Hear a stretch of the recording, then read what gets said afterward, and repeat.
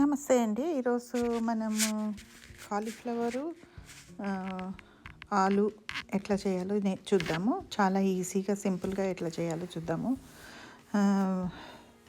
దీనికి కావాల్సింది నేను ఇక్కడ కాలీఫ్లవర్ ముక్కలు నేను ఒక కప్పున్నర అంతా తీసుకున్నాను. మన ఇష్టం వచ్చిన సైజులో కట్ చేసుకోవచ్చు.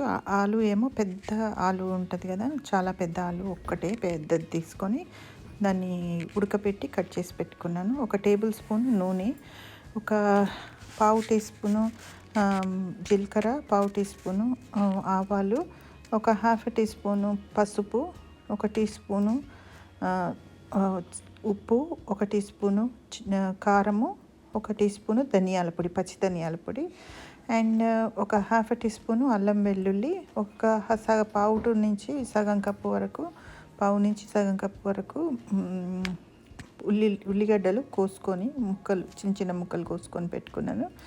మళ్ళీ ఒక పావు కప్ అంతా, పావు నుంచి సగం కప్ అంతా కొత్తిమీర, కరివేపాకు కూడా ఉంటే వేసుకోవచ్చు. కరివేపాకు కొత్తిమీర ఉంటేనే ఆప్షన్, తప్పనిసరి అని ఏం లేదు. అయితే ఒక సగం కప్పు నీళ్ళు కూడా కావాలి. ఒక ప్యాన్లో టేబుల్ స్పూన్ ఆయిల్ తీసుకొని అది వేడైన తర్వాత అల్లం, ఆవాలు, జీలకర్ర వేయాలి. అవి కొంచెం చిట్పట అని కొంచెం లైట్ బ్రౌన్కి వచ్చిన తర్వాత మనం ఉల్లిగడ్డలను అల్లం వెల్లుల్లి వేయాలి. అల్లం వెల్లుల్లి ముద్ద ఎట్లా చేసుకొని పెట్టుకోవాలో నేను రాస్తాను. ఈక్వల్ క్వాంటిటీస్లో తీసుకొని నూరు పెట్టుకోవచ్చు, కానీ నేను చూపిస్తాను ప్రిజర్వ్ చేయడానికి. అది లింక్ దీంట్లో పెడతాను డిస్క్రిప్షన్లో. అది ఒకసారిగా మీరు చేసి పెట్టుకుంటే, కొన్ని రోజుల కోసం చేసి పెట్టుకోవాలనుకుంటే అది ఎట్లా చేయాలో చూపిస్తాను. అయితే దీనికి ఇప్పుడు ఉల్లిగడ్డలు, అల్లం వెల్లుల్లి కూడా కొంచెం వేగాలి. అల్లం వెల్లుల్లి పచ్చి వాసన పోయేదాకా ఉంచి వేపి కొంచెం లైట్ బ్రౌన్ వస్తుంది. అప్పుడు పసుపు, ధనియాల పొడి వేసుకోవాలన్నమాట. వేసుకొని అవి కూడా వేగిన తర్వాత కారం, ఉప్పు కూడా వేసుకోవాలి.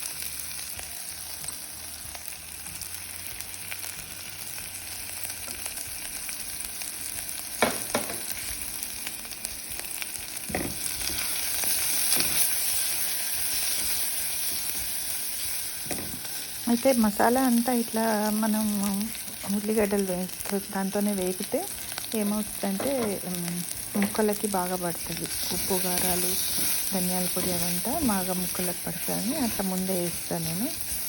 డిపెండింగ్ ఆన్ ఏం చేస్తున్నాం అనే దాన్ని బట్టి కూడా ఉంటుంది. అయితే ఇక్కడ ఇప్పుడు అవన్నీ ఉప్పు, కారం కూడా వేసేసిన తర్వాత బాగా కొంచెం ఫ్రై చేసి, అదంతా కూడా ఒక్కొక్క నిమిషం అట్లా ఫ్రై చేసి తర్వాత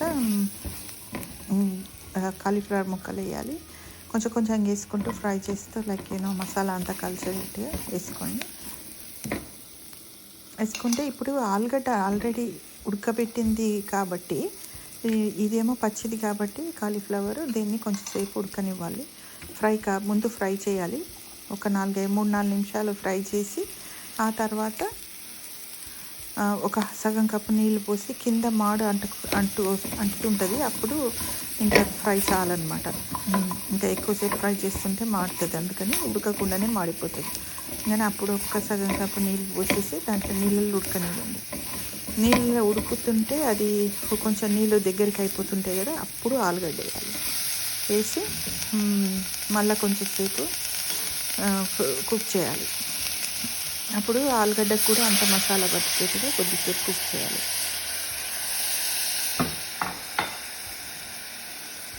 కుక్ చేసి అంతే, ఇంకా ఏం లేదనమాట, అయిపోయింది కూర. ఇంకా అంతకంటే ఎక్కువ ఏమి ఉప్పు, కారం, పసుపు, పచ్చి ధనియాల పొడి.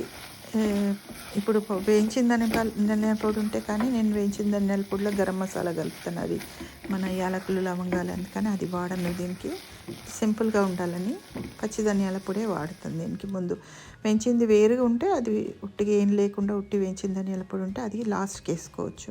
పచ్చిది వేసినాను కాబట్టి మొదలు వేపినాను కొంచెం. ఇది చాలా ఈజీ. తర్వాత తీసేసిన తర్వాత దాంతో కొత్తిమీరతో గార్నిష్ చేసుకోండి.